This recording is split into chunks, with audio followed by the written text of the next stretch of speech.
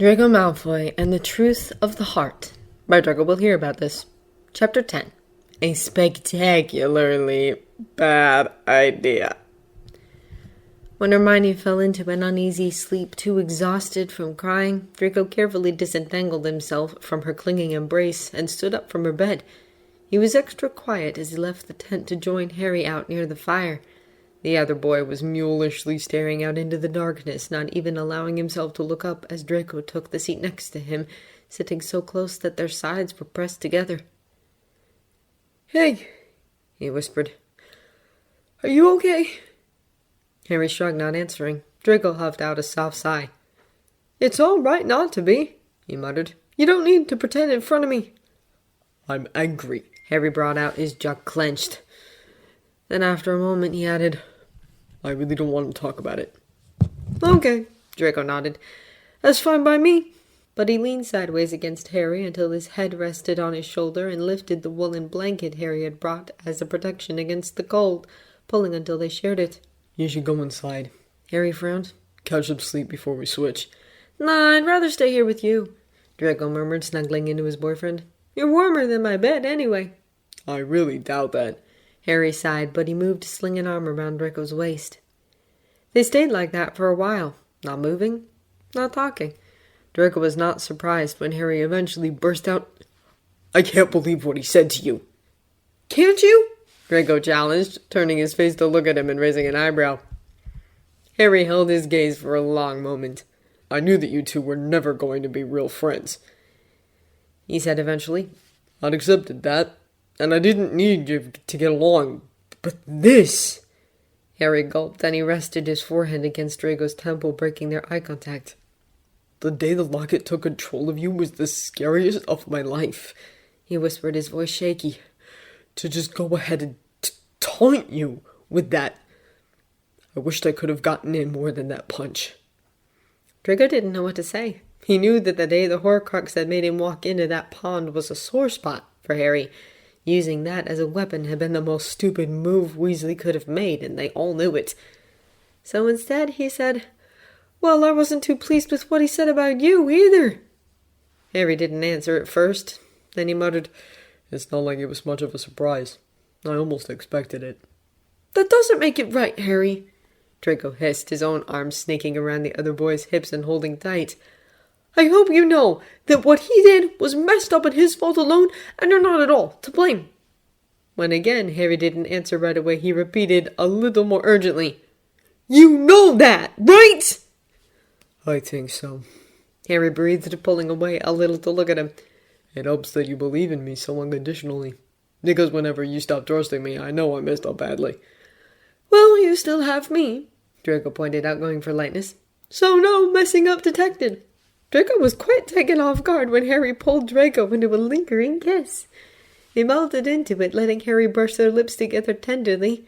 When Harry ended the kiss with a soft peck and a tight embrace, Draco was short of breath.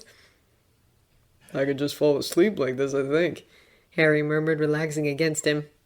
"Why don't you?" Draco asked. "It's not your turn yet," Harry chastised. "Also, you haven't slept a wink." "I'm fine, I'm not tired." Draco shrugged. "Clearly you are. Get some sleep. You can pay me back when I'm in a slump." "You're sure?" Harry breathed, but he was already shifting, making himself more comfortable in Draco's embrace. Clearly he was planning to sleep right where he was. "Quite sure," Draco nodded, pressing a kiss to the top of his head. "Now stop worrying and shut your eyes." Harry sighed and did as Draco said. He was asleep within seconds. Draco held Harry as he slept, trying hard not to let his even breathing lull him to sleep too. The next morning they took their time having breakfast and taking up camp. Hermione even suggested for Draco to catch a few more hours of sleep before they left, clearly trying to stall their departure, and Draco decided to humor her and give Weasley this last chance to turn around and make his way back to them. Though honestly, how he was supposed to find them with all the enchantments up was a whole different question. Draco slept for 4 hours, and then, before Hermione could suggest lunch, he insisted they set out to find a new location. Naturally, when they took down all the enchantments, there was no sign of Weasley. It wasn't like Hermione hadn't lingered around the borders of their safe barriers, waiting for a sign of him. She held it together until after they had disapparated before breaking down, succumbing to another wave of fresh tears. Draco set up all the protective enchantments while Harry took care of the tent, and they let Hermione have her moments. Draco briefly considered trying to console her once more, but Hermione moved into the tent as soon as Harry had set it up, clearly looking for privacy, so he opted against it. He went to sit on her bed an hour later when the sobs had waned slightly. Her eyes were still wet, puffy, and red, and she was staring into space, not acknowledging his presence. "He's not worth it," Draco whispered. "You're so much better than him. I always thought so." She gulped, then she muttered, "I know you want to help, Draco, but right now I really don't want to hear about how much you always thought Ron sucked." So Draco had dropped it, and they had stopped mentioning Weasley altogether, the three of them. Hermione was still crying when she thought no one of them would hear. Harry was sober and silently fuming. Draco knew that he missed Weasley as much as he was angry at the way that he had left them. But there was nothing he could do to ease their pain, other than being there for them physically, so that's what he did. They started working on a plan to visit Godric's Hollow as soon as they could convince Hermione of its merits, which admittedly took a couple of days, but with Draco's calm rationalism, she was soon won over. They decided on visiting the village under the protection of a polyjuiced appearance. They would have used the invisibility cloak as well, but it had started snowing a while ago, so Draco suggested simple disillusionment charms would be the way to go, since their tracks would be visible in the snow anyway. "Better to be seen but appear unremarkable than to be invisible but leave inexplicable tracks," he remarked, and the others had agreed. They'd found hair for the potion in a Muggle village up in a remote area of Scotland, an old married couple and their equally seasoned neighbor. They'd figured that no one would pay close attention to three elderly tourists. It was a cold evening a couple of weeks before Christmas when they apparated into Godric's Hollow. A few Muggles were out on the streets returning home from work, but they were too eager to reach the shelter of their home to pay them any mind.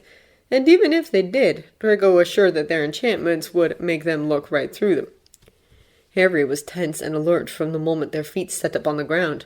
His eyes were everywhere, as if determined to take in everything he could, afraid to miss even a detail, and could Draco really blame him? This was Harry's connection to his parents. They had lived here, walked these streets throughout their numbered shared days. Draco's hand found Harry's, and the other boy's fingers clung to his like a lifeline. "There's the church," Hermione whispered, pointing down the road, "and a graveyard behind it." There was a moment of silence before she continued. "They'll be in there, won't they? Your mum and dad?" Harry just stared, obviously frozen at the prospect. Draco squeezed his hand and took the lead, stepping forward and pulling Harry along. Hermione followed without hesitation. Halfway across the square, though, she put a hand on Draco's shoulder, halting them to point out the war memorial across from them. "Look!" she hissed. Draco blinked, seeing that what had originally been a mere obelisk carved with names of fallen soldiers had now transformed into a statue of a young family. A man with messy hair and glasses, seeming so strikingly familiar and yet so foreign that it made Draco's chest hurt, next to a woman with long, smooth hair lovingly holding a baby in her arms. The monument was covered in snow.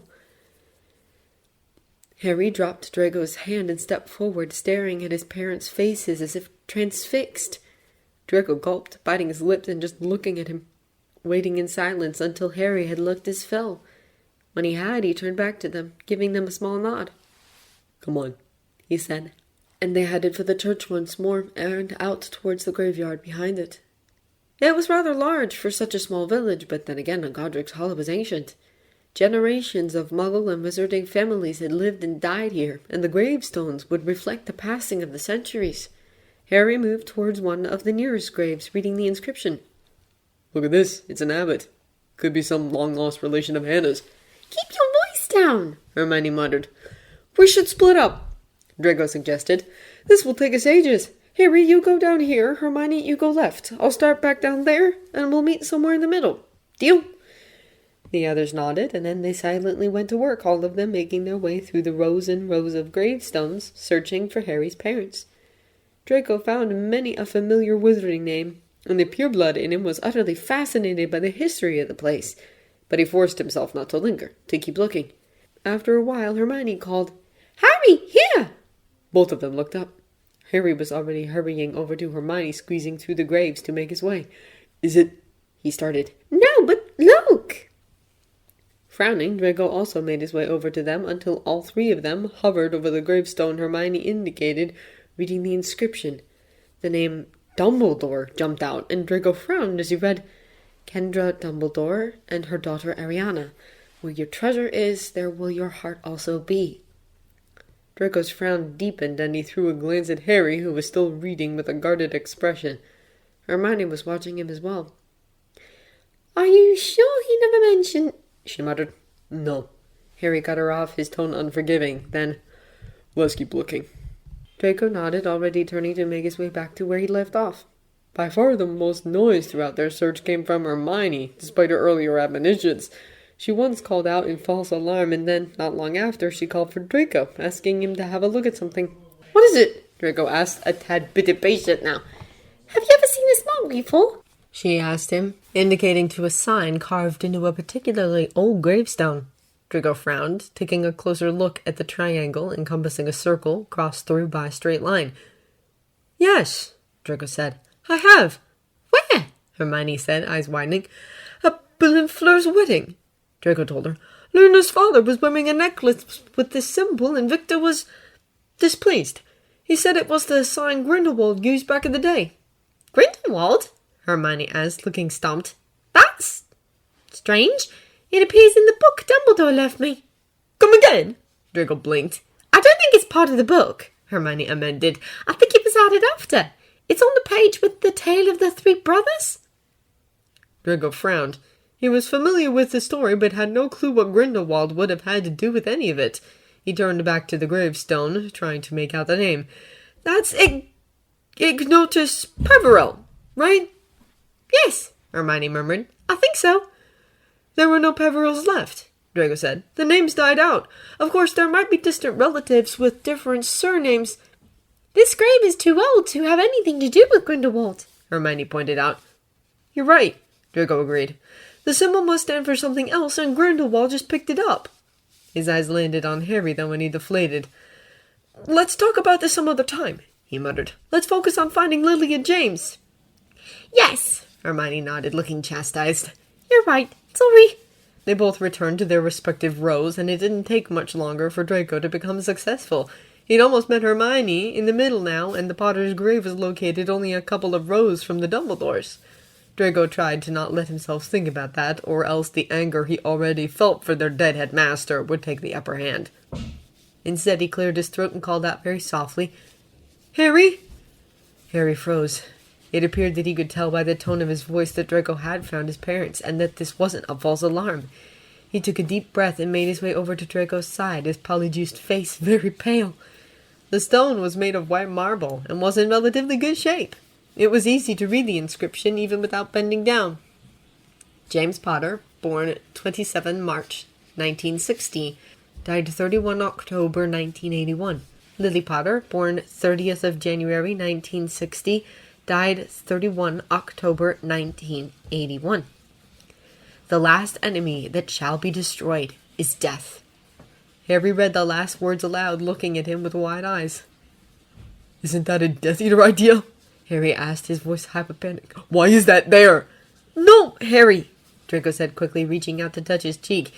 It was slightly strange. He had never liked the sensation of touching Harry while they were under polyjuice, but Harry was Harry, and he needed his comfort more than ever. "The Dark Lord hijacked that idea and made it into one of immortality.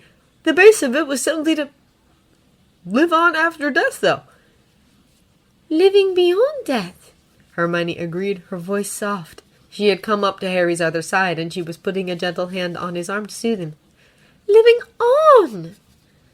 Harry stared as if the words were not registering with him, and then his eyes were filling with tears. Draco reached out immediately, putting his arms around him to keep Harry close, holding him as he cried. Hermione, too, pressed herself against his side, and so they hovered in an awkward but determined group hug, trying their best to give Harry the comfort he needed. Eventually, Harry calmed down enough to shake them off. He rubbed at his eyes, and Draco procured a tissue for him, which he took gratefully. Hermione conjured a wreath of flowers for Harry to put onto the grave. He lingered for only a moment, touching the headstone before straightening up. He took Draco's hand, entwining their fingers, and then asked to leave. They made their way out towards the streets again when Hermione suddenly pulled at Harry's arm. "Harry, stop!" she whispered. "What's wrong?" Harry asked.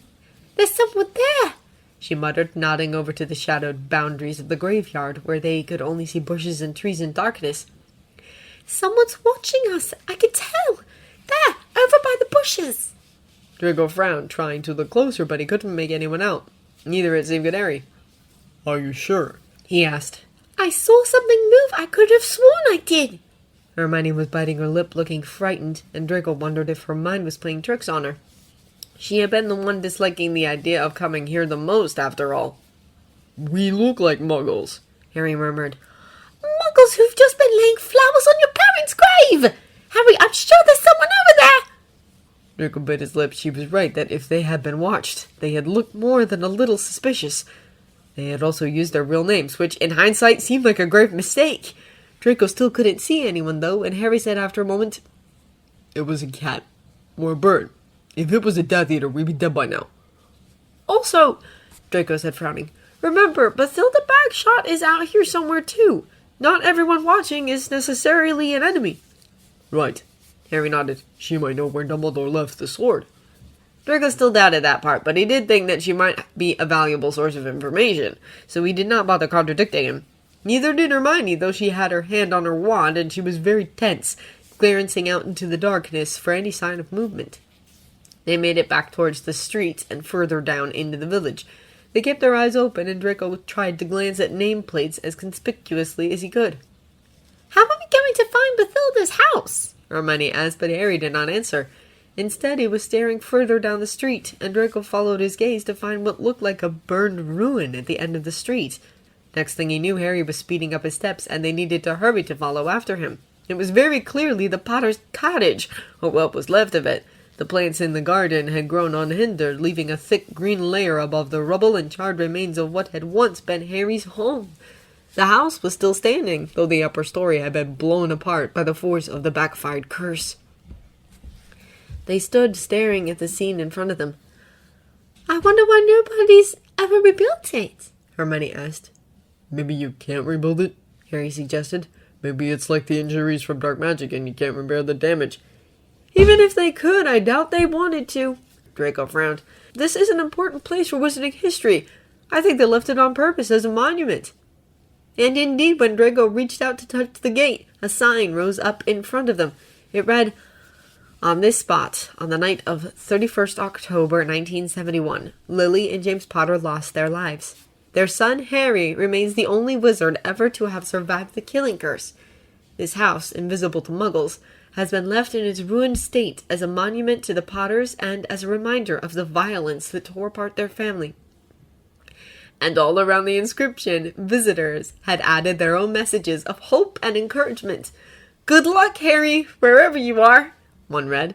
"If you read this, Harry, we're all behind you," read another.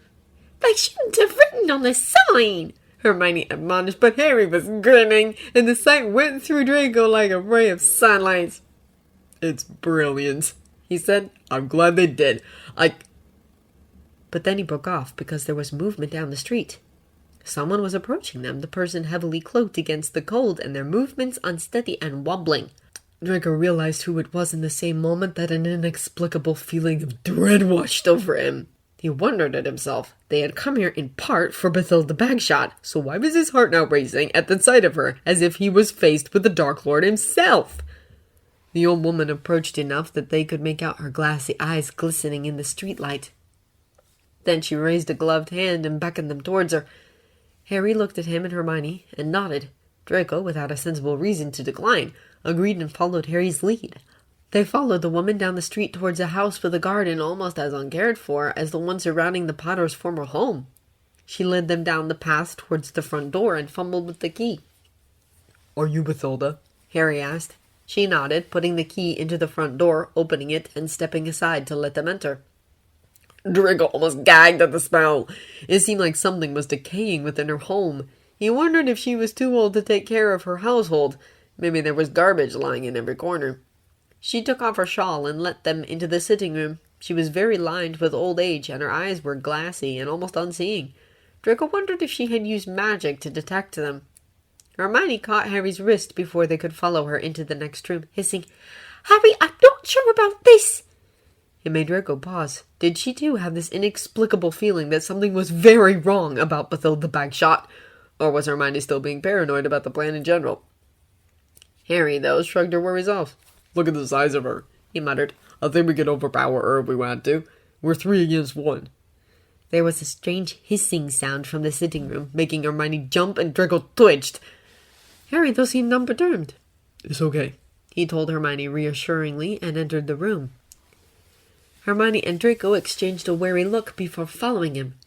Harry had stepped in to help the old woman light candles about the dirty room, and looking around, Draco's suspicions about decaying garbage hardened somewhat. He made a mental note not to touch anything, nor to sit down. Bathilda was staring blankly at Hermione and Draco as Harry worked, and it made Draco's hair stand on edge. Why did you ask us to come here, Miss Bagshot? Hermione asked finally, apparently unable to stand this silence any longer. Was there something you wanted to tell us? Bathilda only continued to stare at Hermione, not answering. Then she approached Harry. She looked at him, then jerked her head towards the hallway. You want us to leave? He blinked, staring as she repeated the gesture, pointing at herself, then at him, and finally at the ceiling. Oh, right. I think she wants me to go upstairs with her. All right, Hermione said. Let's go. But Draco stopped her with a hand on her elbow. She wants to talk to Harry alone, he pointed out with a feeling of dread. She doesn't want us around. Why? Hermione asked sharply. Bagshot just stared back at her, not forthcoming with an explanation. Maybe Dumbledore told her to give the sword to me, and only to me, Harry suggested. Do you really think she knows who you are? Hermione asked, exasperated. Oh, she knows, Draco muttered, examining her blank face, only to have her look right back. That's the problem, isn't it? Hermione sighed, finally relenting. Well, okay then, but be quick, Harry. Harry nodded, turning back to Bathilda. Lead the way, he said. Draco watched as the old woman left the room, Harry in tow. They could hear their footsteps through the old house, and then the door in the upper story closed. Draco sighed, unable to hide his frustration. I hate this, Hermione muttered. Tell me about it, Draco said. I've been feeling on edge ever since she turned up. Why didn't you say anything? Hermione is. What was I supposed to say? Draco demanded. Guys, I know I was all for this, but I changed my mind. This old lady gives me the creeps. Yes! Hermione is. Because I agree! Something isn't right here! Why isn't she talking, for one? If H has pulled such a number on her, I doubt Dumbledore would have entrusted anything valuable to her, even if it's just information. Draco couldn't help but agree. You know what? He muttered. I'll go up and check to make sure everything is all right. You search the house. Be ready to leave at the slightest notice. If things go to hell, we disapparate, meet at the church, and then go somewhere new together. Deal? Deal. Hermione nodded. Be careful. I always am. Draco smiled, and then he left the room to make his way to the stairs. He cast a silencing charm on them, making sure his footsteps wouldn't be heard as he approached. Then he climbed up noiselessly, approaching the door. He pointed his wand at the wood and whispered a spell, making it see-through, showing a messy bedroom behind it, Harry scrambling around looking for something. What is it? He asked, looking at where she was pointing. She hissed something, and Harry went to search through the mess on the table she was indicating. The sound that had come from her mouth had not been words, though, yet Harry had followed them without hesitation. Parcel tongue! Draco realized, his heart racing, and then Bathilda seemed to be crumbling in on herself. Her body collapsed, and from it rose an enormous snake! Harry had barely time to turn around, much less to defend himself. Draco blasted the door open with a spell. By then, the snake was already lurching for Harry, so there was no time for another spell. He acted on instinct, throwing himself at Harry, meaning to push him out of the way and to roll them out of reach so they could strike against the snake together, but he wasn't quick enough. The pain was sharp and all-encompassing. For a moment, he thought the snake would snap his neck and finish him off right then and there. It was surely big enough. But Harry was throwing a curse at it, and then it was blasted across the room, the teeth that had been lodged into the skin of Draco's throat gone. Draco! Harry called, his voice brutal. No. Crap! Draco couldn't move. He couldn't breathe. He was aware that the venom was spreading fast through his veins. Harry gathered him against his chest, and then there was Hermione calling out for them. He drifted off to the sound of Harry's frantic heartbeat against his ear.